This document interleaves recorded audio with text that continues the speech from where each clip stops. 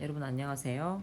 이번 비디오에서는 멀티레이어 퍼셉트론이라 불리워지는 MLP에 대해서 알아보도록 하겠습니다. 그동안 여러분들은 선형 회귀 혹은 선형 분류라고 불리워지는 모델을 이용해서 머신러닝 기법들을 알아봐 왔습니다. 이제 또 다른 형태인 뉴럴 네트워크 를 알아볼 텐데요. 왜 뉴럴 네트워크라고 부르는지, 그리고 이런 것들이 이 뉴럴 네트워크가 어떻게 DNN이라고 불리워지는 딥 뉴럴 네트워크가 되었는지까지의 역사를 살펴보도록 하겠습니다. 인공신경망 혹은 신경망이라고 불리워지죠.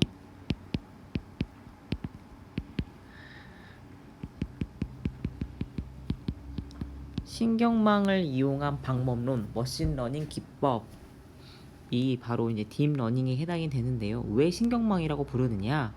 실제로 여러분들이 앞서서 선형 회귀 및 선형 분류를 위에서 세웠던 모든 수학적 수식을 이와 같이 우리 뇌에 있는 시냅스라고 불리워지는 뉴런이라고 불리워지는 녀석을 통해서 모사할 수 있기 때문입니다. 이 뉴런은요, 이 부분을 통해서 우리의 신호를 받아들이고요. 또 요렇게 셀 바디에서 연산을 한 다음 액션을 통해서 어떤 정기적 레벨 기준 이상이면, 내가 지금 여기 나오는 정기적 레벨이 몇 이상이면 1, 몇 이하면 0, 이런 식으로 아웃풋 출력을 내도록 설계되어 있다라고 합니다. 이 부분은 실제로 브레인을 연구하는 분들께서 분석해 놓은 결과에 해당하고요. 이러한 특성을 가지고 우리 같은 컴퓨터 공학자들은 실제로 인간의 브레인에 해당하는, 실제로 우리 뇌가 생각하는 방식대로 수학적 모델링을 해보겠다라고 하는 도전을 하게 된 거죠. 다시 한번 요 뉴런을 수식으로 써보면 이와 같습니다. 데이터가 들어오겠죠. 그럼 시냅스 요런 돌기를 통해서 데이터를 받아들입니다.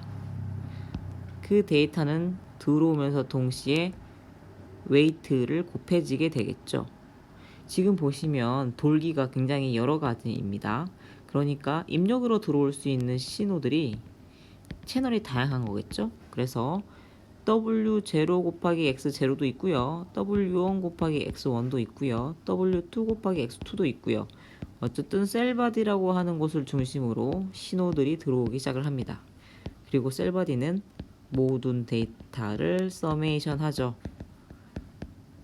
네, 여기까지가 여러분들이 그동안 잘 봐오던 선형 식에 해당이 됩니다. 그리고 아까 교수님이 이 뒷단 액션 부분에 대해서 어떤 일이 발생한다 그랬죠? 특정 스레스홀드 이상의 전기 신호가 결국 셀바디에서 합쳐져서 뒷단으로 흐르게 되면 1, 그렇지 않으면 0이라고 하는 전기적 신호를 만들어내는 게 뉴런이다라고 했습니다. 네, 바로 그렇게 1과 0으로 우리가 주어진 신호를 만들어내기 위한 함수 F라는 게 존재하게 되는데요. 액티베이션 펑션이라고 합니다. 이 F 액티베이션 펑션은 뭐 수학적 수식에 의해서 굉장히 다양할 수 있겠죠. 그래서 분명한 거는 어떤 기준 이상이면 1이라는 신호를 만들도록, 어떤 기준이 이하면 0이라는 신호가 나오도록만 설계가 되면 됩니다. 어때요? 실제로 인간의 뇌를 모사하여 설계된 신경망의 구조가 우리가 지금까지 논의되었던 수학적 수식을 만나게 되니 정말로 이런 인간의 뇌를 모사한 머신러닝이라고 하는 방법론이 좀 더 와 닿는지 교수님 궁금하네요.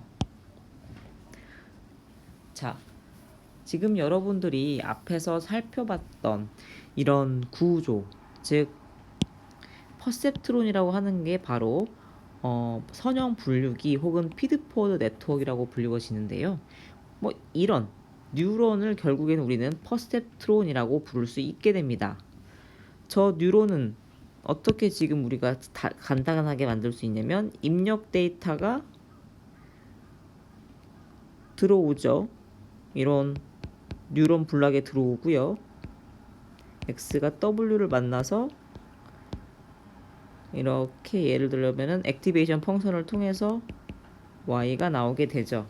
이런 것들을 뭐 간단하게 뭐 이런 식으로 표현할 수도 있어요. 요게 노드가 되는 거고 이게 W가 되고서 여기가 B, X에서 여기는 결국에는 WX 플러스 B 뭐 다른 데서도 이렇게 들어오게 되면 서메이션으로 바뀌게 되겠고 이 안에서 만약에 이런 기호를 만난다면 이렇게 액티베이션 펑션을 만난다면 동시에 이렇게까지 쓸 수 있겠죠. 자, 이렇게요. 방금 교수님이 앞에서 얘기했던 뉴런을 여러 개를 쌓는 게 바로 MLP라고 불리워지는 겁니다. 멀티레이어 퍼셉트론이라고 불리워지는데요. 실제 그림은 이렇게 그립니다. 지금 이렇게 입력이 여러 개, 그리고 입력에 대한 출력이 또 여러 개인 거죠. 그 안에서 입력이 각각의 노드에 닿도록 설계되어 있을 겁니다. 자, 그쵸? 그리고 출력을 내보내게 되어 있죠. 이런 뉴런을 여러 개 쌓으면 이런 그러니까 뉴런을 여러 개 쌓는다는 말은 퍼셉트론을 여러 개 쌓는다라는 말로 통용될 수 있고요. 결국 이게 하나의 층이라고 불리워집니다. 입력 레이어, 입력층, 여기는 출력 레이어, 출력층에 해당이 되겠죠. 교수님 위에다가 레이어 3개짜리 예시를 그려놨어요. 그러니까 즉 입력층과 출력층 사이에 뭐 동그라미를 또 여러 개 그릴 수 있습니다. 출력층과 매우 비슷한 거죠. 결국 얘가 W들이 되는 거겠지만요. 어쨌든요. 입력층과 출력층 사이에 생기는 레이어는 특별히 은닉층이라는 이름으로 불리워집니다. 그리고 지금 여러분들이 보고 계신 거는 총 3개의 레이어로 구성되어 있는 MLP에 해당이 되겠죠. 은닉층의 수만 물어보게 된다면 은닉층은 1개입니다 라고 대답하시면 되는 상황이에요. 아무튼 이번 슬라이드에서 이야기하고자 하는 핵심은 이와 같습니다. 이런 NLP, 멀티레이어 퍼셉트론은요. 여러분들이 지금까지 앞서서 배웠던 로지스틱 리그레션 유닛을 쌓아서 만들 수 있다는 겁니다. 그러니까 이 말은 뭐죠? 우리가 지금까지 배웠던 모듈을 조금 이용을 해서 조금이 아니라 이용해서 신경망을 모사할 수 있다라는 것에 해당이 되겠죠. 연구 초기의 하드웨어를 지금 여러분들이 보고 계십니다. 57년도에 프랭크 박사님은 뭐 이와 같은 연산기를 만들었대요. 엄청 큰 컴퓨터죠. 근데 이 당시 컴퓨터는요, 지금 여러분이 쓰고 있는 연산 수준의 컴퓨터가 아니고요. 단순한 논리 연산이 가능할 것 같은 아마 가능한 그런 레벨의 컴퓨터입니다. 저기 지금 선으로 연결되어 있는 것들이 아마 우리가 앞서서 얘기했던 그 이렇게 유닛 있죠? 로지스틱 리그레션 유닛들이요. 이 유닛과 유닛들 사이에 뭔가 데이터를 주고받을 때 사용했던 선들로 추정되어집니다. 이렇게 x1, x2, x1, x2, w1, w2 이렇게 했다고 했을 때요. 오른쪽에 있는 장비는요. 이런 장비였대요. 요 각각의 이게 볼륨 조절되는 것처럼 회전을 통해서 이제 우리가 값을 조절하는 건데요. 어떤 값을 조절했냐면 가중치 값을 조절했던 겁니다. 실제로 이제 우리가 가중치를 요렇게 사람이 실제로 핸드튠도 하면서 어떠한 입력 데이터 X든 우리가 원하는 y 데이터를 얻어낼 수 있도록 하는 어떤 머신 러닝,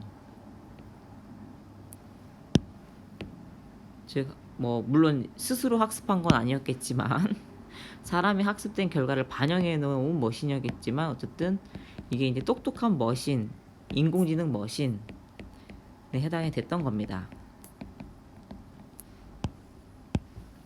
자, 이런 인공신경망을 이용해서 실제로 하드웨어 장비도 만들고 그 장비들이 어떠한 로직에 의해서 판단을 내린다거나 질문에 대답을 하게 되면서 이 조금 과도하게 인공지능이라고 하는 게 이제 사람들 사이에 소문이 나기 시작합니다. 특히 그 당시에 58년도에 프랭크 교수님께서는 심지어 이런 얘기도 하셨어요. 결국 우리의 인공지능은 걷기도 하고 말하기도 하고 보기도 하고 쓰기도 하고 스스로 발전하기도 할 것이다. 심지어 의식을 갖게 될 것이다 라고 뉴욕 타임즈에서 말씀하셨다고 합니다.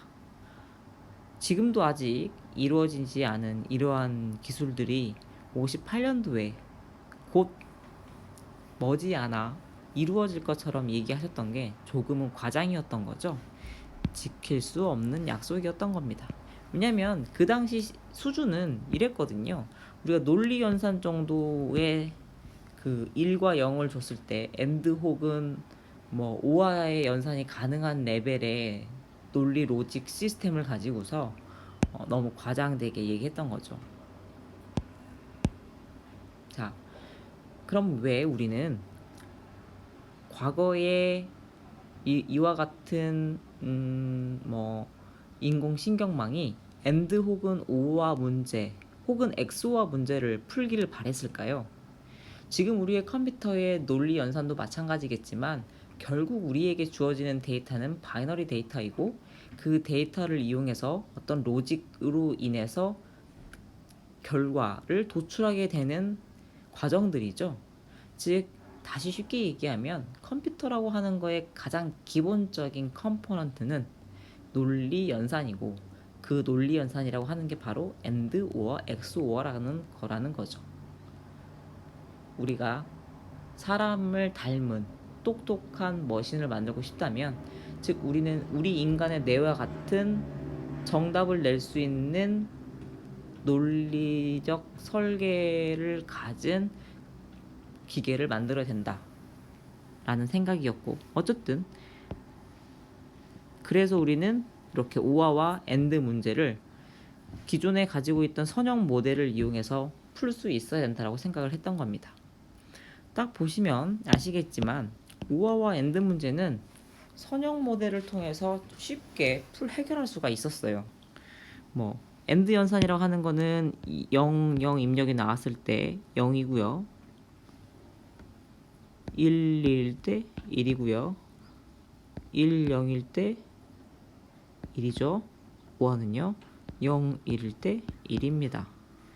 즉 이와 같은 상황에서는 AND, OR는 얼마든지 리니얼리 세퍼러블 하기 때문에 뭐 우리가 앞서 얘기했던 리니어 리그레션 유닛 같은 걸로 충분히 뭐 로지스틱 리그레션 유닛 같은 거 가지고도 해결할 수가 있습니다. AND도 마찬가지죠. 0, 0은 0이고요. 1, 0은 0이고요. 1, 0은 0이고요. 1, 1만 1이니까 똑같이 리니얼리 세퍼러블 합니다. 근데요. 바로 문제는 너무나 될 거라고 생각했던 XOR 문제였습니다. XOR는 여기 보시고 있는 테이블처럼 자기 자신이 그러니까 서로가 같을 때 0이고 서로 다를 때 1을 나타내는 논리 연산에 해당합니다. 근데 지금 보시면 아시겠지만 어때요? 리니얼리 세퍼러블 한가요? 어떻게 그어야 되는 거죠? 네, 어떻게 그어도 답을 구할 수는 없습니다.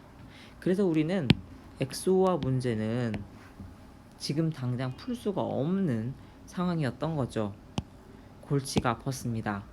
그렇게 큰 소리를 쳤는데 말이죠. 결국 69년에 MIT AI 랩을 이끌고 있었던 민스키 교수님은 엑소어 문제는 결국 풀 수 없는 문제다. 이 세상에 그 엑소어 문제를 풀기 위한 파라미터를 학습할 수 있는 방법을 아는 사람은 아무도 없다 라고 이야기를 하시게 됩니다. 네, 그런 거죠. 즉 결국 우리는 이 입력과 출력 데이터가 주어졌을 때 W를 구하기 위해서 학습이라는 과정을 거치는데, 어떠한 방법을 거쳐서 나온 이 W들이 존재한다 하더라도 엑소어 문제는 풀 수가 없다라는 이야기이셨습니다. 시간이 또 흐르죠. 많이 흐릅니다. 69년도에 이제 그런 발표를 하고 나서부터 74년도, 82년도니까요. 꽤 흘렀네요. 퍼울 박사가 이런 난제를 해결합니다. 네, 어떻게요?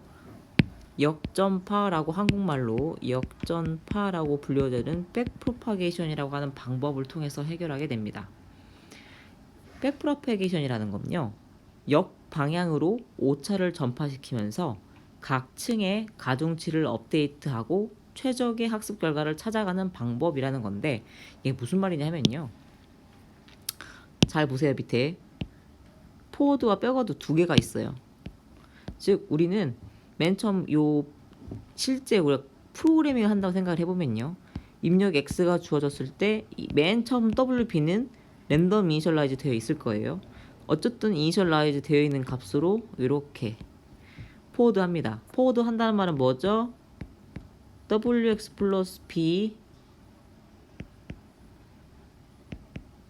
뭐 이런 식으로 어쨌든 태워서 프리딕트된 Y 값이 도구였어요. 근데 실제 진짜 라벨은 휴먼 페이스네요. 오차가 있죠? 그 오차가 뭐죠? 그게 에러죠. 요 에러를 이렇게 반대 방향으로 전파시키면서 각각의 레이어인 W 값을 다 업데이트하는 겁니다. 네, 그래서 W와 B를 업데이트해서 좀 더 에러가 작아지는 방향으로 업데이트를 합니다. 또 이제 갑니다. 또 W와 B가 이미 갱신되어 있는, 밑에서 갱신됐죠? 새로운 W와 B로 포워드 시켜서 이번에는 뭐 cat이라고 대답을 했대요.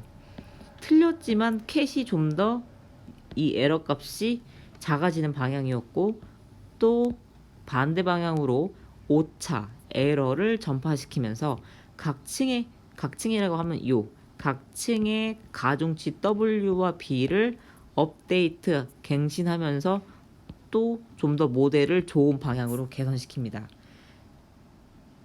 어때요? 좀 감이 오세요? 백프로파게이션, 역전파라고 하는 것은 역방향으로 오차를 전파시키면서 MLP, 멀티레이어 퍼셉트론 각층의 가중치 WB를 갱신하는 과정이고, 그 과정을 통해 최적의 학습 결과를 발견하는 과정에 해당된다 라는 겁니다. 어쨌든 이렇게 백프로파게이션을 통해서 엑소어 문제를 해결할 수 있었고, 좀 더 복잡한 문제가 풀리기 시작했다라고 폴 박사님께서 주장을 하셨고, 이때는 별로 이 역전파에 대한 그 이론, 논문이 유명해지지 못하고 있다가 딥러닝의 3대 거장 중에 한 분이신 힐튼 교수님이 다시 한번 요 백프로파게이션이라는 개념을 많은 연구자들에게 다시 상기시켜 줌으로써 유명해지기 시작한 방법론에 해당이 됩니다. 자, 백프로파게이션 말고 또 이제 당대에 이런 인공신경망 혹은 신경망 기반의 방법론을 한 번 더 브렉스루를 가져올 수 있었던 방법론이 있는데요. 그게 딥러닝의 3대 거장 중에 두 번째 양리쿤 교수님입니다. 양리쿤 교수님이 CNN이라는 거를 발표를 하게 됩니다. 당시 CNN이란 거의 그 가장 키 아이디어는 이런 거였어요. 이런 화면에다가 이런 작은 패턴들을 움직이고 키우고 하면서 실제로 동물에게 저런 패턴을 보여줬던 겁니다. 근데 그 패턴에 따라서 뇌의 시그널이 어떻게 바뀌는지를 계속 보고 있었어요. 이렇게 전극을 꽂아가지고.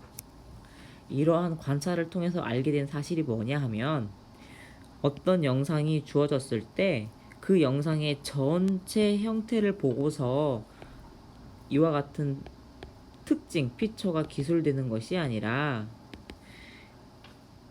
부분 연산들의 결합을 통해서 최종적인 피처가 만들어지는 것 같다. 왜냐면 지금 여러분 보시다시피 맨 첫 번째 연산은 요 영역을 가지고서 요 값이 결정된다 의미예요. 그리고 요 영역을 가지고 요 값이 결정되어졌다. 이만큼의 영역이라고 하는 걸 나중에 다시 배워요. 리셉티브 필드라고 하는데, 뒤에 요 값 하나를 계산하기 위해서 얼만큼 보고 있느냐라고 하는 영역에 해당이 됩니다. 자, 잊어버리셔도 좋아요. 아무튼 다시 쉽게 얘기할게요.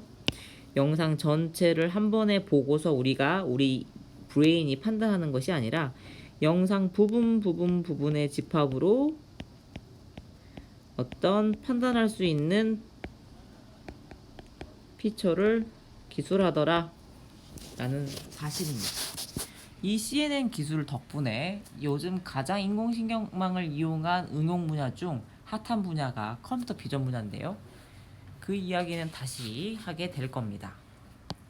자, 그럼 이런 신경망 기반의 방법론을 이용한 학계 혹은 서비스 혹은 연구계의 어떤 사례들이 있느냐를 좀 살펴볼게요.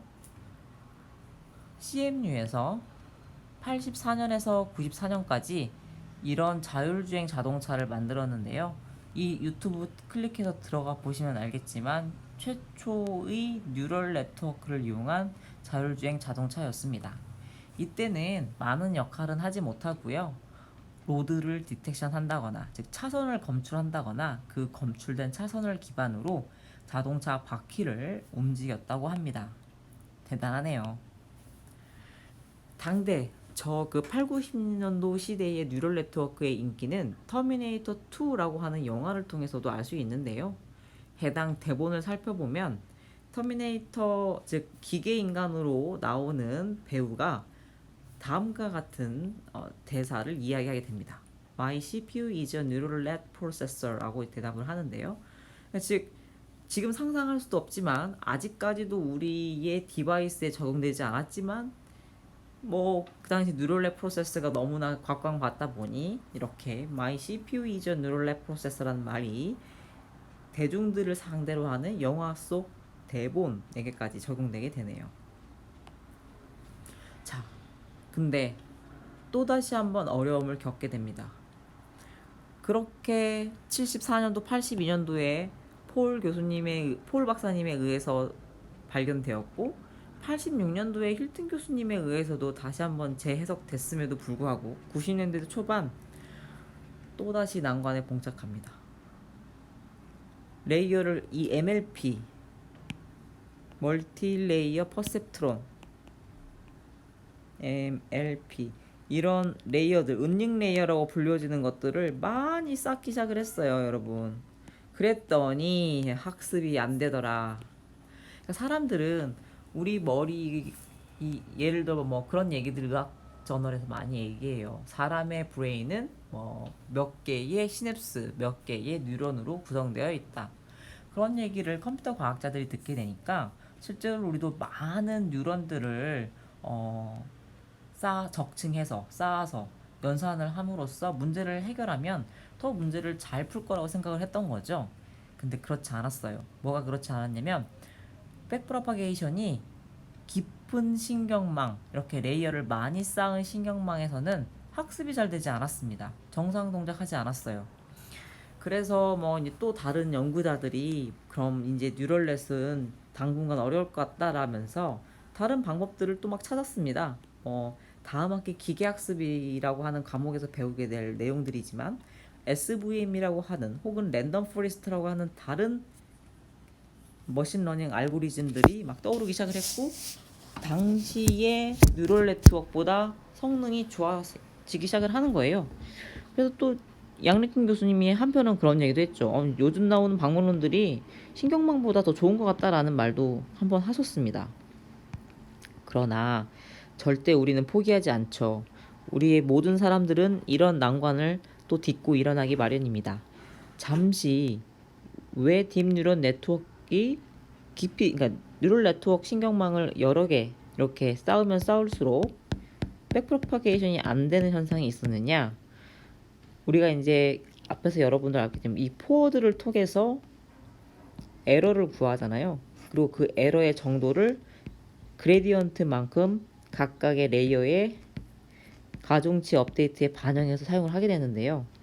이 방향으로 진행하면서 레이어가 너무 깊으니까 그레디언트가 소실됩니다. 그런 문제를 그레디언트 베니싱이라고 그랬어요. 그러니까 요 끝까지 그레디언트가 가야 에러를 이용해서 각 레이어의 WB를 갱신을 하는데 이 정도에서 0이 되어버리는 거예요. 갱신할 수가 없는 거야. 이런 문제를 바로 잡아야 했었습니다.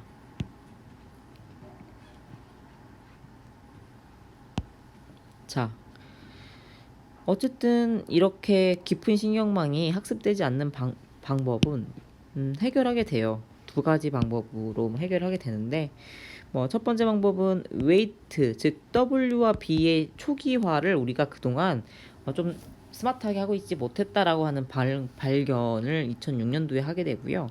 또 이제 학습이 잘 되지 않았다라는 방법을 드랍아웃이라는 걸 통해서 W와 B 값이 학습이 잘 되는 깊은 신경망에서 잘 될 수 있도록 하는 방법론을 또 2007년도에 발견을 하게 됩니다. 이름 보시면 힐튼과 벤조 교수님인데요. 아까 르쿤 교수님도 얘기했었죠. 요 세 분이 딥러닝의 3대 거장입니다. 기억하시면 좋습니다. 자, 어쨌든 이런 단계별 어려움을 딛고 일어서면서 우리는 MLP라고 불리워졌던 방법론들을 새롭게 브랜딩하고 싶어졌고 그때부터 딥넷, 딥러닝이라고 하는 워딩을 새로운 워드를 통해서 본격적으로 브랜딩하기 시작하게 되었습니다. 연구자들 사이에서 처음부터 이 뉴럴 네트워크를 이용한 방문론이 유명했던 건 아닙니다. 앞서 보셨겠지만 SVM이나 랜덤 포레스트를 이용한 방법론들이 나쁜 성능을 보이고 있지 않았기 때문에 굳이 뉴럴 네트워크를 도입해서 응용 문제를 해결할 필요는 없었거든요. 근데 2011년, 12년도 그쯤 있었던 다음과 같은 챌린지에서 너무나도 분명하고 확실하게 성능이 좋아지는 그러니까 챌린지에서 우승을 하는 사례가 생겼습니다. 이 대회는 전 세계 컴퓨터 비전 연구자들이 매년 모여서 1000개의 클래스를 맞추는 사진을 보여주면 이거는 강아지 클래스, 이거는 고양이 클래스, 이거는 코끼리 클래스 이런 식으로 1000개의 클래스를 맞추는 대회예요. 잘 맞추면 이기는 대회인데 2010년 11년도 성능 보이세요? 갑자기 2012년도부터 15.3이라고 하는 에러로 줄어들게 돼요. 보통 일반적으로 대회를 하게 되면 5%를 줄이기가 힘들어요. 근데 무려 10% 이상을 줄였죠. 사람들이 놀래고 깜짝 놀라게 됩니다. 이게 무슨 일인가 갑자기. 그리고 심지어 이제 2015년도에는요. 사람보다도 더 잘 판단하게 되는 정확도까지 이르게 됩니다. 그러면서 컴퓨터 비전 연구자들은 딥러닝이라고 불리워지는 학문에 매료되기 시작을 했고 컴퓨터 비전을 중심으로 이 확산되면서 인공지능 모든 전 분야의 신경망 기반 방법론 혹은 딥러닝을 이용한 방법론이 빠르게 확산 적용되게 됩니다. 다양한 응용 연구가 이루어지고 있지만 뭐 몇 가지 사례를 이야기해 드리자면요. 이런 사진을 줬을 때 실제로 머신이 이렇게 캡셔닝을 해줘요. A group of people shopping at a outdoor market 혹은 There are many vegetables at the fruit stand. 이런 식으로 이제 기술을 해주는 거죠. 우리 왜 보면 이렇게 신문 기사 사진 밑에 캡션이 있는 것과 동일합니다. 먼 미래에는 뭐 내가 만든 PPT에 사진을 넣으면 캡션을 자동으로 달아준다거나 내가 나의 SNS에 사진을 올리면 뭐 내 마음을 어떻게 알고 딱 페이스북에 있는 머신이 태그를 달다거나 뭐 인스타그램에 사진을 올렸을 때도 태그를 잘 달아줄 수도 있겠죠. 또 하나의 브렉스루를 이뤘던 응용 연구는 바로 음성 인식이에요. 굉장히 잘 되지 않던 음성 인식 분야 역시 컴퓨터 비전처럼 획기적으로 딥러닝이라고 하는 방법을 만나면서 에러가 매우 좋아졌습니다.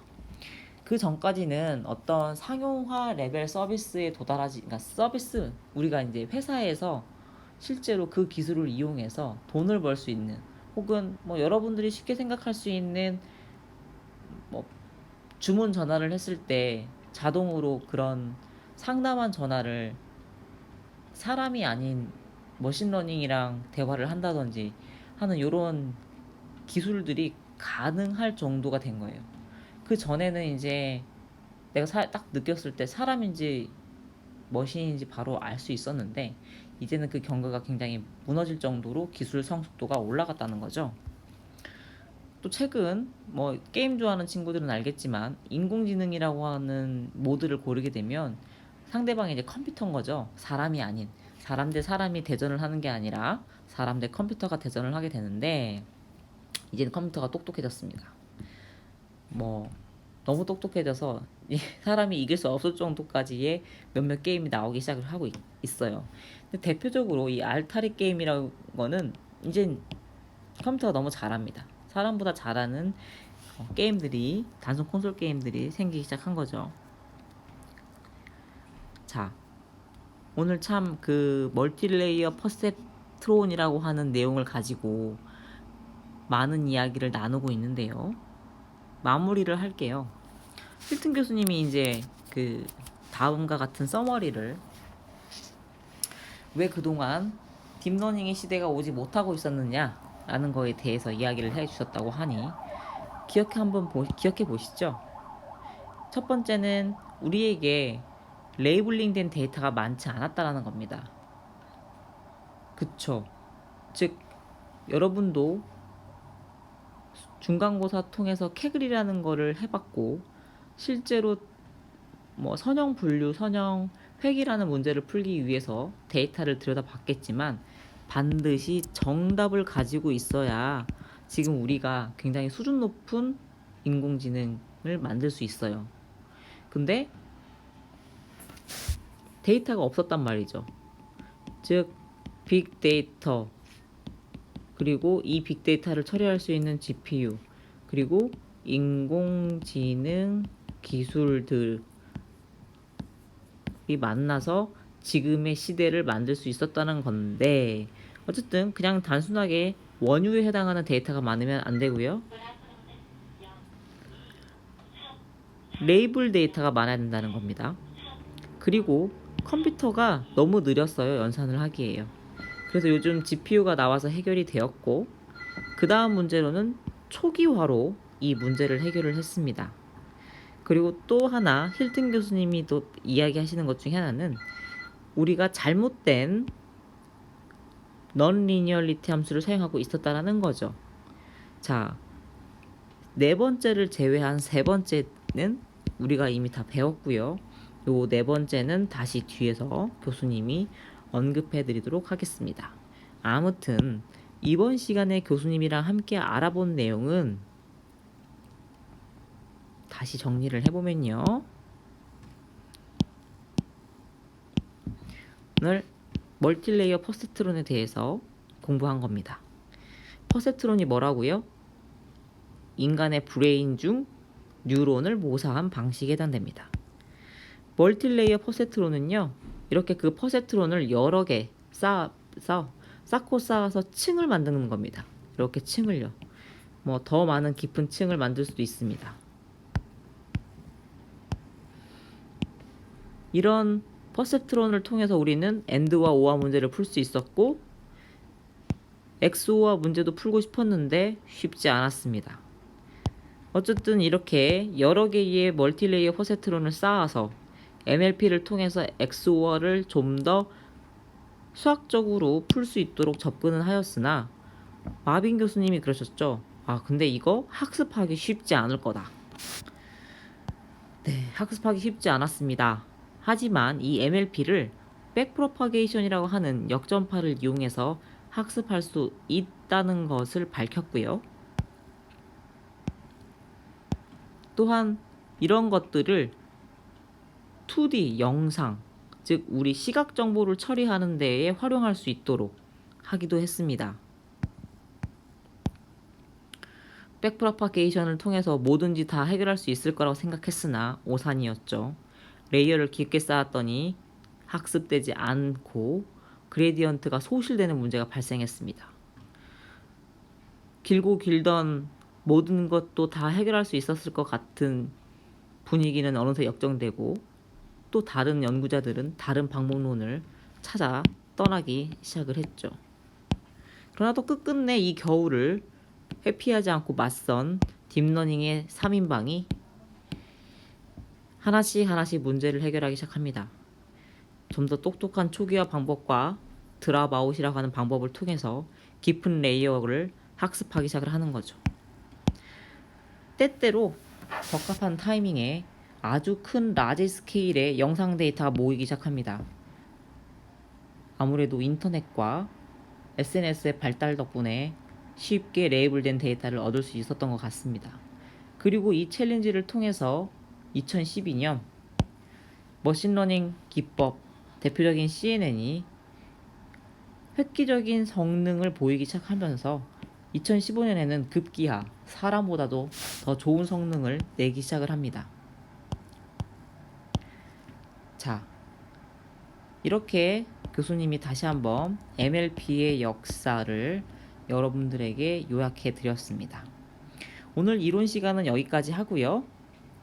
다음 시간에 좀 더 XOR 문제를 해결하기 위해서 뉴럴 네트워크가 어떤 연산을 하고 있는지 좀 더 디테일 있게 알아보도록 하겠습니다.